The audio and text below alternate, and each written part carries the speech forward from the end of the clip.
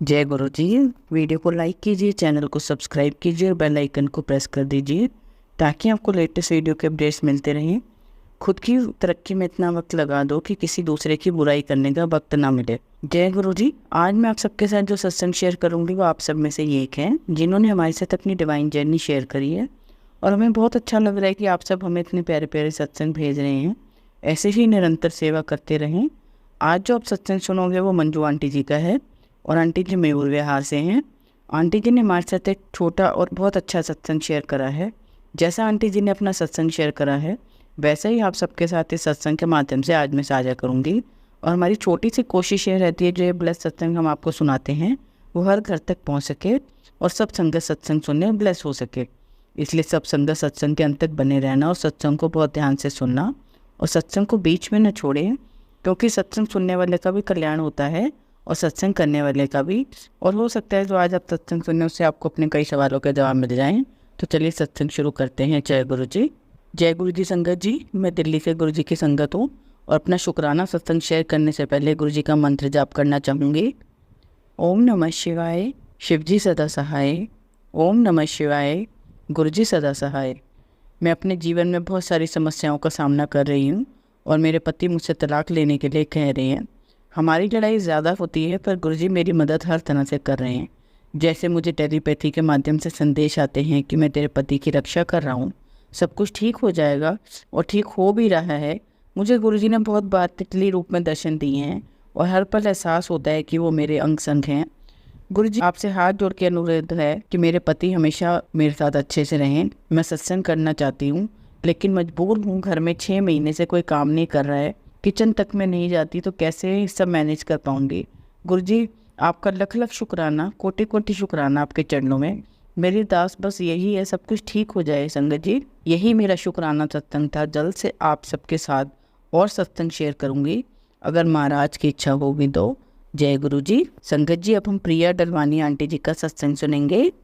जय गुरु जी। शुक्राना गुरु जी। शुक्राना संगत जी। गुरु जी की कृपा से मैं आज सत्संग शेयर कर रही हूँ। ये मेरा दूसरा सत्संग है। सबसे पहले मंत्र जाप करेंगे। ओम नमः शिवाय, शिव जी सदा सहाय। ओम नमः शिवाय, गुरु जी सदा सहाय। संगत जी गुरु जी हमारी हर परेशानी को जानते हैं और उसको दूर कर देते हैं। गुरु जी के सामने हम जो भी बात रखते हैं वह जरूर पूरी होती है। गुरु जी ने मेरे बेटे की मुश्किलें दूर की। मेरे बेटे की पीठ में कुछ समस्या थी जिसके कारण उसे दर्द हो रहा था। वो डॉक्टर के पास गया पर आराम नहीं मिल रहा था। गुरुजी की कृपा से मैंने बेटे को कहा आज मैं साथ चल रही हूँ और डॉक्टर से बात करेंगे।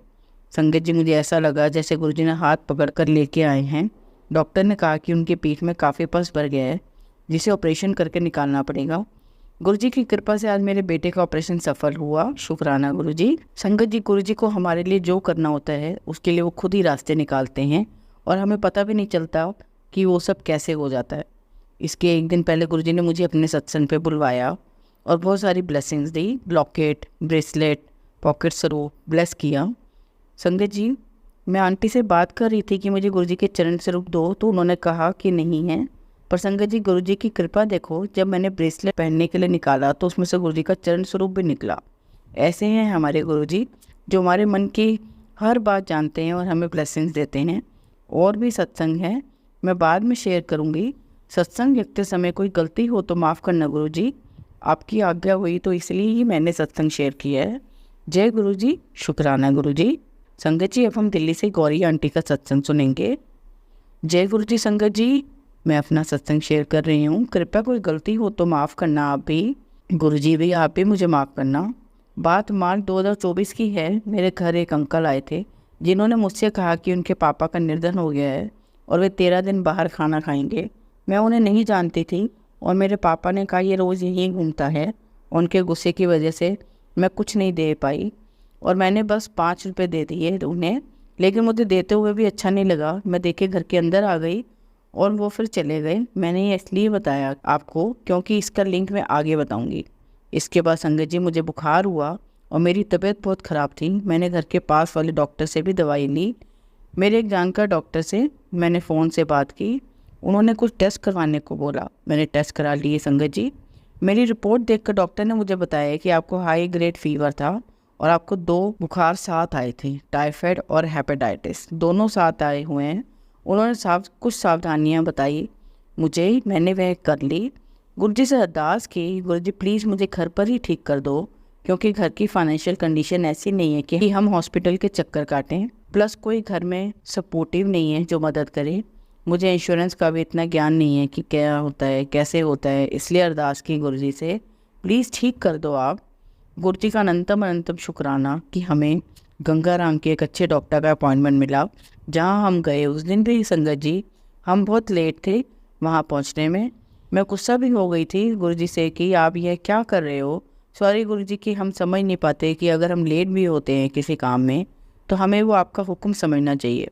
संगत जी हम लेट होने के बावजूद बिल्कुल आराम से मिले डॉक्टर से, प्लस यह कहा कि आपकी रिपोर्ट ऐसी है कि इस हालत में हम एडमिट करते ही करते हैं हॉस्पिटल में, लेकिन आपका रिकवर जल्दी हो गया है क्योंकि आपका टाइमली ट्रीटमेंट चल पड़ा। जय गुरुजी, आपने अपनी बेटी को घर पर ही सही कर दिया। इन्हीं दिनों में 2 बार बटरफ्लाई संगत जी मेरे घर की सीढ़ी में दिखी जो एक्सपायर हो गई थी। गुरुजी ने मेरे कष्ट काट दिए थे। शुक्राना गुरुजी। उसी दौरान गुरुजी ने मुझे सत्संग सुनवाया बहुत यूट्यूब पे और मुझे ब्लेस करते रहे। इससे भी मैं सही होती चली गई। संगत जी इसलिए सत्संग ज़रूर पढ़ें और सुनने चाहिए, और मौका आने पर शेयर भी कीजिए। अपने गुरुजी का ज़रूर शुक्राना कीजिए। जब वह हमें प्यार करते हैं हमें भी उनका शुक्राना करना चाहिए संगत जी। अब मैंने एक सत्संग सुना जहाँ एक आंटी ने बताया कि जब गुरुजी अपने फिजिकल फॉर्म में थे, उन्होंने एक आंटी को कहा था कि आज तेरी 13वीं है, तुझे लाइफ ब्लेस की है। प्लस उन आंटी ने अपनी प्रेजेंट एज भी बताई, और जब वह गुरुजी के पास गई थी वह एज भी बताई। संगत जी उनकी वो वाली एग्जैक्ट सेम एज थी जो मेरी अभी है। गुरुजी ने मुझे भी लाइफ ब्लेस की है। प्लस जो अंकल मेरे पास उस दिन आए थे, जिन्होंने कहा था कि हमारे यहाँ 13 दिन बाहर खाना खाते हैं, वो गुरुजी थे जो मेरा कष्ट लेकर गए। उन्होंने भी 13 दिन की बात कही। हमारे गुरुजी हमारे दुख से भी पहले हमारे पास होते हैं। संगत जी उनका अनंतम शुक्राना। इन दिनों मुझे मेरी प्लेट में ओम के दर्शन हुए, प्लस 2 दिन लगातार घर के मेन गेट पे गुलाब की खुशबू हमें आई। गुरुजी साथ ही साथ थे हमारे। इसी बीच में मेरी माँ ने भी मेरी मौत का सपना देख लिया था। गुरुजी ने सपने में ही मेरे कष्ट काट दिए। जब हम शाम की जोत लगा रहे थे ना, तब एक दिन वह जोत लास्ट में बाहर निकल कर आ गई, वो भी आवाज़ के साथ। मेरी बहन ने कहा कि कोई कष्ट था, गुरुजी उसे काट रहे हैं। फिर उसके बाद हमने सत्संग सुना, उसमें मैसेज मिला कि कोई कष्ट था वह गुरुजी ने काटा, प्लस कोई काला जादू था वह गुरुजी ने हटाया। शुक्राना गुरुजी। हॉस्पिटल से आते समय संगत जी गुरुजी ने एक रिक्शा मार्केट की तरफ करवा दिया। हम मार्केट में गए तो मैं मन में शुक्राना कर रही थी गुरुजी का। इतने में सिर्फ मेरे सामने गुरुजी का स्वरूप, मैं इतनी खुश थी। उनके ही सामने गुरुजी ने मुझे शॉपिंग करवाई। जब मैंने उसका टोटल अमाउंट किया तो वह 7 गुरुजी की ब्लेसिंग थी। गुरुजी इतना ध्यान रखते हैं ना संगत जी। इन दिनों जब भी मेरी तबीयत ख़राब रही, गुरुजी ने मुझे तब भी कुछ ना कुछ खिलाया। जहाँ इस हालत में बाकी मरीज नहीं खा पाते, वहीं गुरुजी ने मुझे पूरा ब्लेस किया। उन्होंने मुझे दही भल्ला भी खिलाया, प्रसाद। और यह मैंने एक सत्संग में सुना था कि उनके लंग्स में पानी भरा था और गुरुजी ने उन्हें दही भल्ला खिलाया था। तभी सत्संग से मुझे ब्लेसिंग मिली कि मेरी यह प्रॉब्लम भी काटी गुरुजी ने, क्योंकि यह मुझे पहले प्रॉब्लम हुई थी और आईसीयू में थी। तब एक चीज़ और संगत जी, जब स्टार्टिंग में मुझे फीवर होने वाला था ना, उससे पहले ही मेरा लॉकेट से रूप निकल गया था। तो गुरुजी ने मेरा कष्ट तभी 90% काट दिया था। गुरुजी को अनंतम शुक्राना। जय गुरुजी संगत जी, जय गुरुजी। शुक्राना मेरे मालिक। अब आप सबको एक कहानी सुनाती हूँ। आप सब इस कहानी को बहुत ध्यान से एक शांत वातावरण में सुनना। चलिए कहानी शुरू करते हैं। हमारी कहानी का शीर्षक है रास्ता भटकाने वाले ज़रूर मिलेंगे। यह कहानी बहुत महत्वपूर्ण है हर उस व्यक्ति के लिए जो व्यक्ति अपनी ज़िंदगी में अच्छा एक मुकाम हासिल करना चाहता है। यह कहानी उस व्यक्ति के लिए बहुत ही महत्वपूर्ण होने वाली है जो नेटवर्क मार्केटिंग बिजनेस में है या सेल्स के व्यवसाय में है। उस व्यक्ति के लिए भी है जो जल्दी ही लोगों की बातों में आकर अपना लक्ष्य बदल देता है और असफल हो जाता है। यह कहानी आपको बताएगी कि लोग आगे बढ़ने वाले व्यक्ति को कैसे रोकते हैं। जिस व्यक्ति का निश्चित लक्ष्य होता है उसका रास्ता कैसे भटकाने के लिए आते हैं। इस कहानी को सुनने के बाद आप अपने रास्ते में आने वाली रुकावटों का आसानी से सामना कर पाएंगे और अपने लक्ष्य तक पहुंचने के लिए रास्ते में आने वाले भटकाव से भी बच जाएंगे। यह कहानी आपको बताएगी कि जब आप अपनी सफलता के लिए आगे बढ़ते हैं तो रास्ता भटकाने वाले कैसे आपके लक्ष्य के प्रति भ्रमित करते हैं। तो आइए शुरुआत करते हैं आज की इस मोटिवेशनल कहानी की। एक गाँव में एक बहुत ही प्रसिद्ध पंडित रहा करता था। उस पंडित का नाम श्याम था। वह पंडित जिस गांव में रहता था वह उस गांव के प्रसिद्ध मंदिर पर पूजा करता था और सभी शादियां व सभी धार्मिक कार्य वही पंडित कराता था। वह पंडित इतना प्रसिद्ध था कि आसपास के सभी गांवों में उसकी चर्चा हुआ करती थी और सभी लोग उस पंडित का बहुत आदर किया करते थे। श्याम पंडित इतने प्रसिद्ध थे कि सभी लोग उन्हीं से अपना धार्मिक कार्य कराने के लिए दूर दूर गांव से बुलाया करते और अच्छा दान दिया करते थे। एक बार पंडित जी अपने गांव से दूसरे गांव शादी कराने गए हुए थे। वह गांव पंडित जी के गांव से 4-5 गांव छोड़कर था। पंडित जी जब शादी कराने के बाद वहां से लौट रहे थे तो उन्हें एक बकरी भेंट स्वरूप दी गई। जब पंडित जी बकरी को लेकर लौट रहे थे तो वह पैदल पैदल अपने रास्ते बकरी को लेकर धीरे धीरे आ रहे थे, क्योंकि उनका गांव 4 गांवों के बाद था। जिस रास्ते से पंडित जी लौट रहे थे उस रास्ते पर 4 ठग रहते थे और वे आने जाने वाले लोगों को लूटा करते थे। जब उन 4 ठगों ने पंडित जी को देखा तो बोलने लगे, आज तो सुबह से कोई नहीं मिला है और हमारे खाने पीने की व्यवस्था भी नहीं हुई, चलो आज पंडित जी को ही लूट लेते हैं, इनसे ये बकरी चुरा लेते हैं। लेकिन उनमें से एक ठग बोलता है, अगर पंडित जी को मारा पीटा तो सारे गांव वाले हमें छोड़ेंगे नहीं और हमें बहुत पाप लगेगा।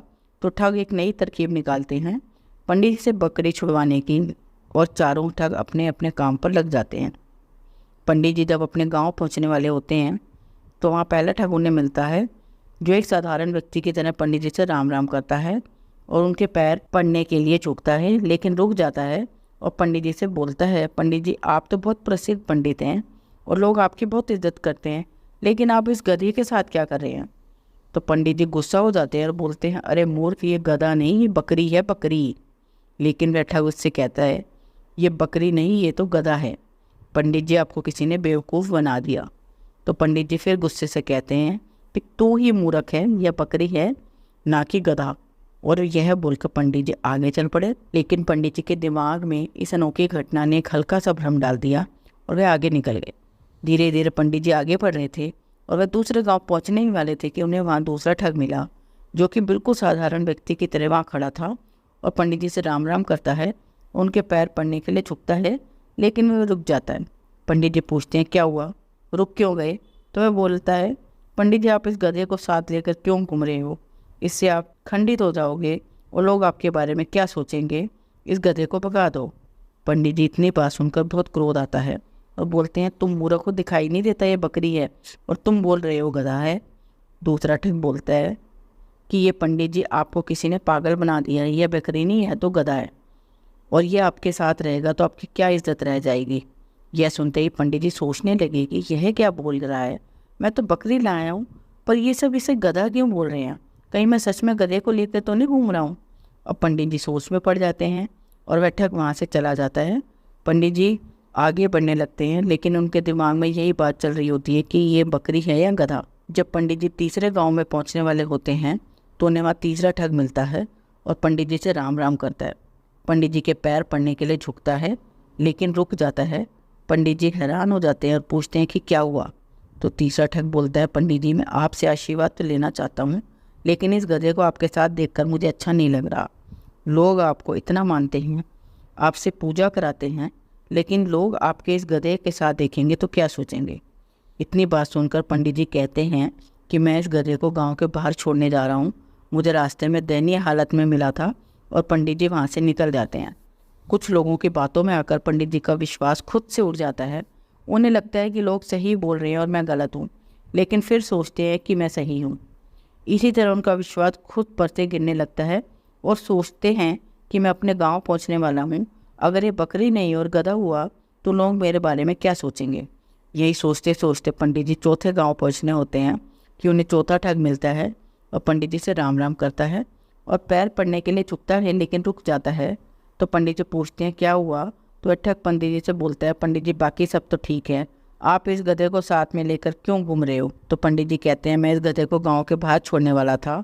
तो वह ठग बोलता है, पंडित जी यह गधा आपको शोभा नहीं देता, लोग क्या सोचेंगे आपके साथ ये गधा देखकर, आप मुझे इसे दे दो, मैं इसे बाहर छोड़ आऊँगा।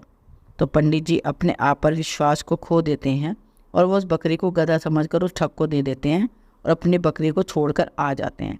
और उन चारों ठगों की यह तरकीब काम कर जाती है और पंडित जी से बकरी छुड़ा लेते हैं और उसे बेचकर पैसा कमा लेते हैं।